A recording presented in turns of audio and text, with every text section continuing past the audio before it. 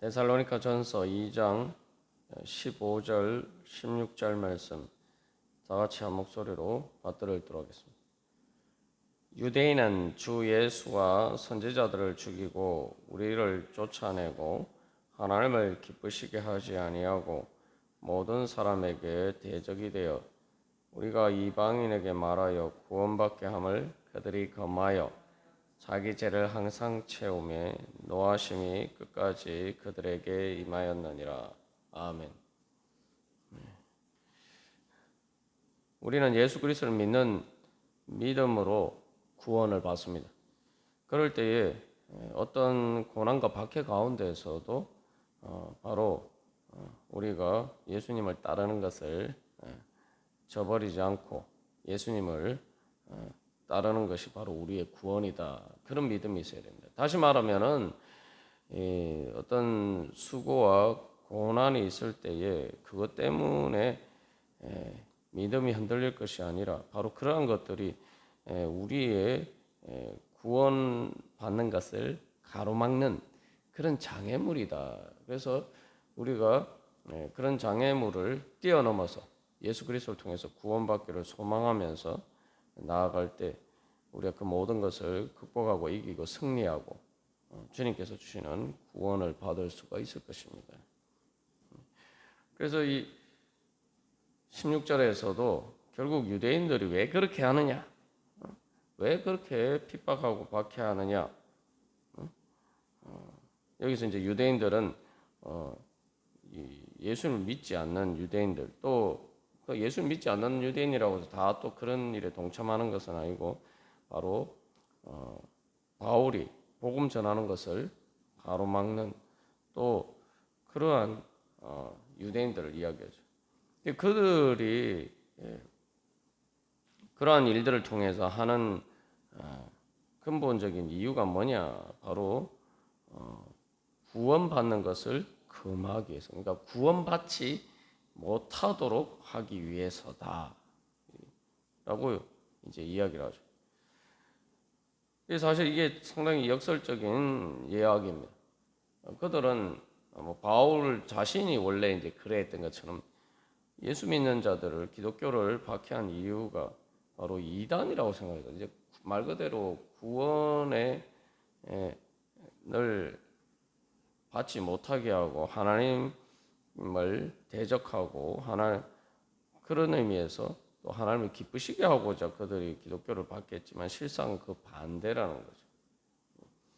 그래서 그 근본 목적은 그들이 생각하는 것과 달리 실제로 그것을 통해서 사탄의 악한 것은 바로 구원을 받지 못하게 하는 것이 근본 목적이라는 거죠.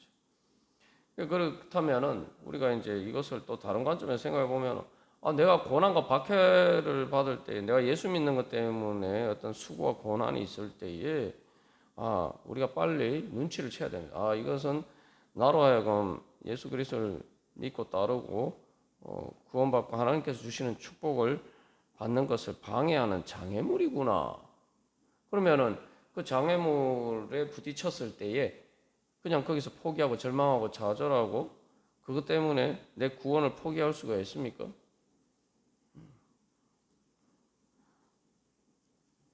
그것 때문에 구원을 포기할 수가 없죠. 그렇다면은 이것을 마치 우리는 수고와 고난이 있으면은 예수 믿는 것이 우리에게 구원을 준다.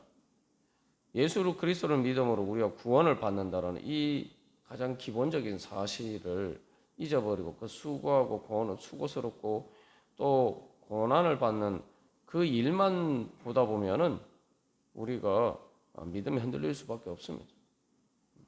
그러나 우리가 여러 번 나눈 것처럼 세상에 어떤 일을 할 때도 다 수고가 없는 일이 어디 있겠습니까?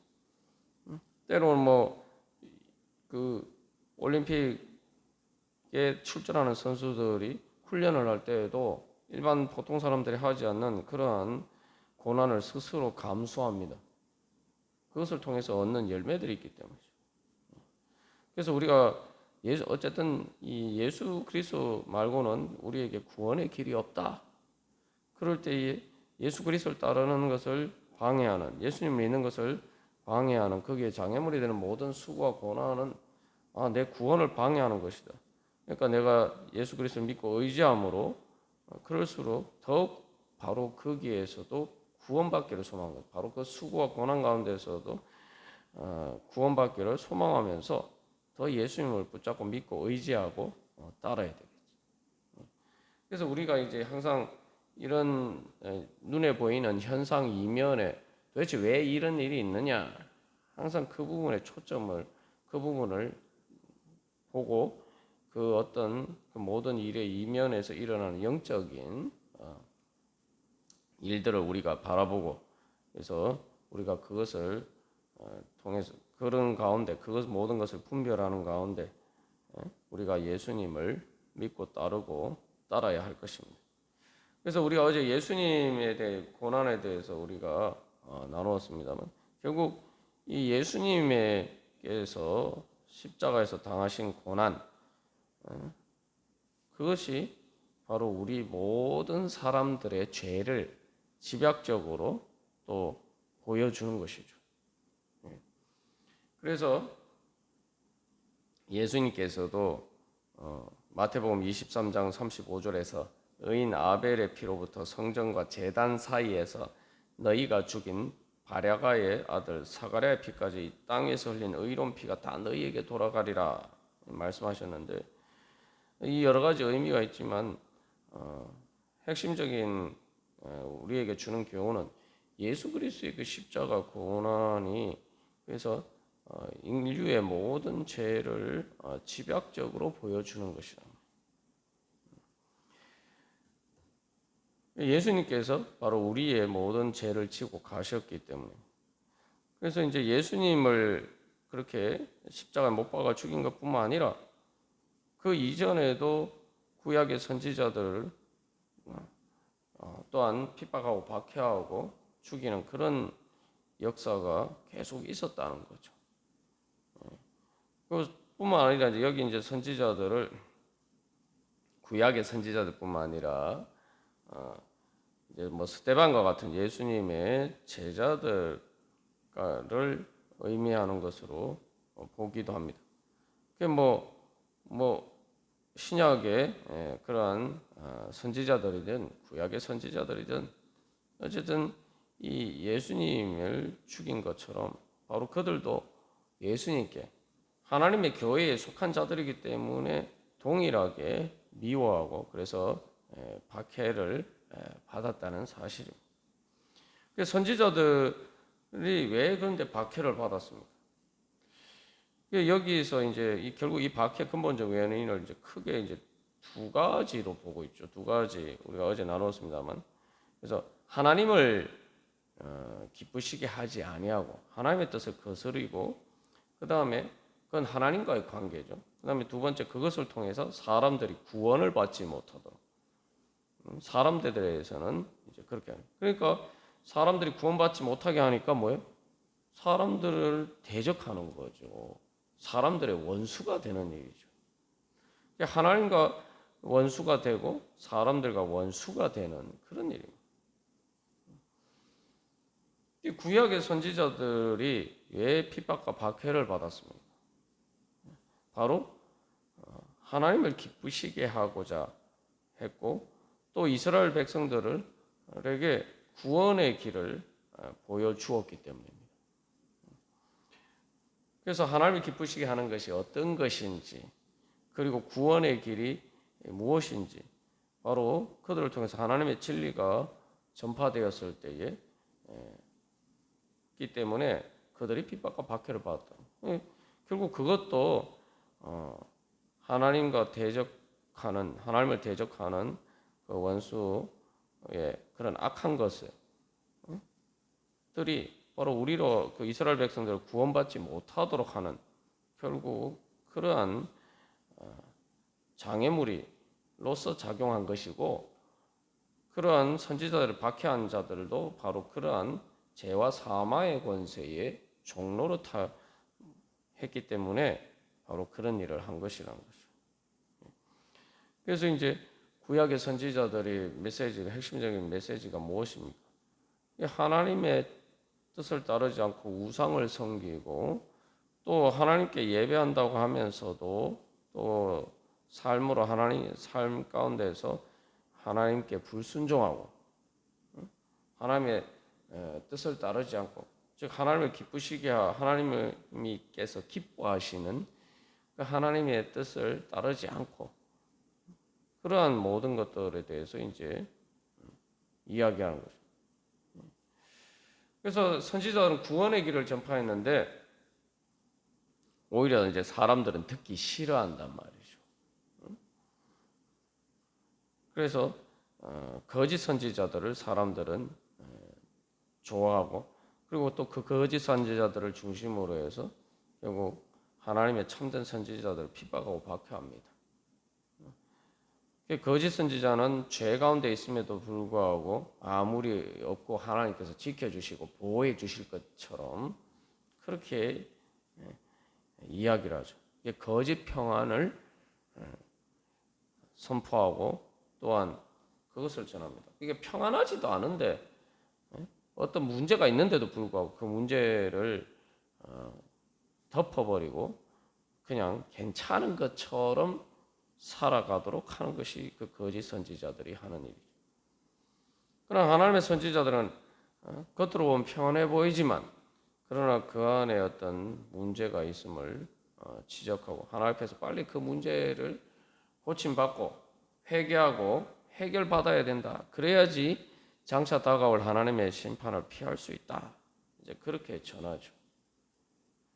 마치 우리가 이제 겉으로 보면은 뭐 특별한 증상이 없어도 우리가 건강 검진을 받을 때에 여러 가지 암이나 우리가 미처 알지 못하는 자각 증상이 없어서 깨닫지 못하는 그런 문제들을 발견하죠. 그리고 그것을 이제 치료하기 위해서 그래서 우리가 건강 검진을 받습니다. 그래서 이 구약의 선지자들도 사실은 건강 검진을 해주는 것처럼 그렇게 사실은 이야기를 하는 거예요. 건강 검진이라는 게 겉으로 내가 뭔가 실제로 뭐 아프거나 이런 증상이 있으면 당연히 병원에 찾아가죠. 그런데 건강 검진을 받는 가장 중요한 목적은 중에 하나는 내가 증상을 느끼지 못하는데 내 안에 어떤 문제가 있는. 그래서 그 문제가 더 커지기 전에 바로 그 문제를 발견하고 치료하기 위해서 건강 검진을 받는 거죠. 구약의 선지자들도 바로 그런 일을 하는 거예요. 그래서 이제 뭐 16절에서 자기 죄를 항상 채우며 노하심이 끝까지 그들에게 임하였느니라. 그러니까 그러한 문제들을 해결하지 않아서 결국은 하나님의 심판을 받아서 그 죄 때문에 말 그대로 죽게 되는 멸망하게 되는 그런 문제들을 미리 막고자 그래서 회개하라고 선지자들을 통해서 하나님께서 말씀하십니다. 여기서 이제 결국 우리가 한 가지 고난과 관련해서 나눈 그 중요한 교훈을 다시 상기해야 됩니다. 그것은 뭐냐면은 내가 고난이 없는 것처럼 평안해 보이지만 그러나 하나님께서 보시기에는 다를 수 있다. 우리가 내가 예수님을 따라가는 가운데서 그래서 수고와 고난을 겪는다면 그것은 바로 내 안에 있는 문제들이 드러나는 것이다. 내가 미처 깨닫지 못한 그런 문제들을 사실은 미리 발견하는 거예요. 내 구원을 이루는 데 있어서 장애물이 되는 것들이 무엇인지가 예수님 믿고 따를 때에 그것들이 드러나는 거죠. 그래서 그전에는 빛이 비추어지지 않았기 때문에 그것을 깨달아 알지 못했던 거예요. 그러나 예수님을 따르려고 할 때에 주님의 말씀의 빛이 이제 우리 안에 비치게 되면은 어두움은 그것을 싫어하죠. 그렇기 때문에 거기에서 충돌이 일어나고 그래서 우리가 여러 가지 수고와 고난을 겪게 됩니다. 그러면 우리가 예수님 믿는 것 때문에 예수님을 따르는 것에 수반되는 수고와 고난에 대한 관점이 달라지겠죠. 이것은 내가 예수님을 믿어서 없던 문제가 생긴 게 아니란 말이에요. 예수 믿는 것도 박해를 받는 것 때문에 박해를 받았기 때문에 내가 예수님 믿는 것 때문에 없었던 문제가 나한테 생긴 게 아니고 나에게 원래 있었던 문제, 잠재해 있었던 문제가 드러난 것이라고.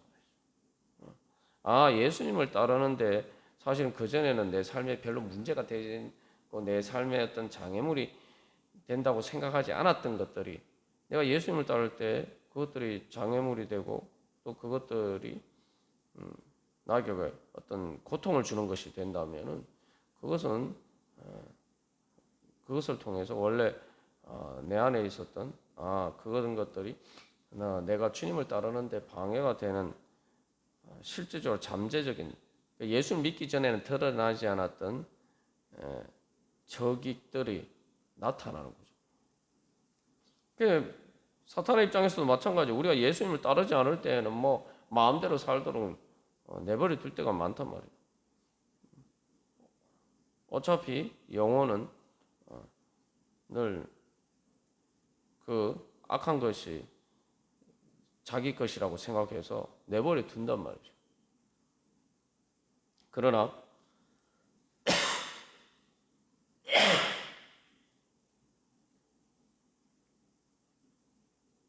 하나님을 따르게 될 때에 우리가 주님을 따를 때에는 바로 이제 그것들이 더 이상 죄와 사망의 종으로서 우리가 살지 않고 거기서 해방되는 것이고 결국 그들에게서